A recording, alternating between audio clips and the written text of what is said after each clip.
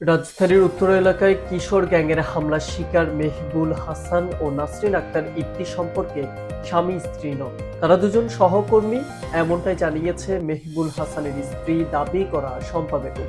আজ বুধবার 19 ফেব্রুয়ারি মিডিয়া লাইভে এসব কথা জানান শম্পা। তার দাবি 2016 সালে মেহবুলের সঙ্গে তার বিয়ে হয়। তাদের 2 সন্তান আছে, তাদের বয়স 5 ও 4 বছর। এ সময় প্রকাশ্যে মেয়েদেরও নিয়ে আসেন শম্পা।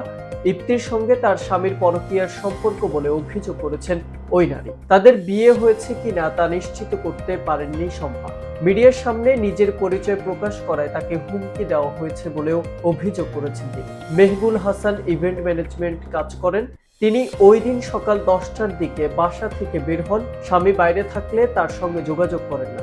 সোশ্যাল মিডিয়াতে ঘটনা দেখে তিনি হামলার বিষয়টি জানতে পারেন। সাংবাদিকদের প্রশ্নের জবাবে তিনি বলেন, উত্তরায় হামলার কারণ সম্পর্কে তিনি কিছুই জানেন না।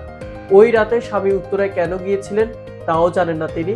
লাইভ চলার সময় মেহবুল হাসান শম্পাকে মোবাইলে কল দেন। এ সময় তিনি বলেন, তুই মিডিয়াতে থাক, মিডিয়াতে তুই বউ হয়ে আয়। এ সময় তার শাশুড়িও ফোনে কথা বলে।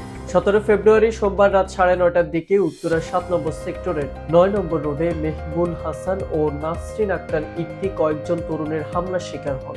এই ঘটনায় জড়িত পুরো চক্রের 5 জনকে গ্রেফতার করেছে ডিএমপির উত্তরা পশ্চিম থানা পুলিশ।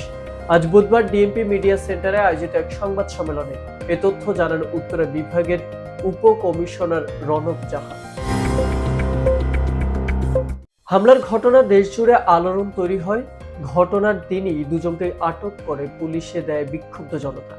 এরপর সামাজিক যোগাযোগ মাধ্যমে ওই নারীর প্রশংসা করেন অনেকে। শম্পা গণমাধ্যমকে বলেন, মেহবুল হাসান আমার বৈধ স্বামী। নাসরিন আক্তার ইপ্তির সঙ্গে তার স্বামী স্ত্রীর কোনো সম্পর্ক নেই। এটি জনসাধারণকে বিভ্রান্ত করার চেষ্টা।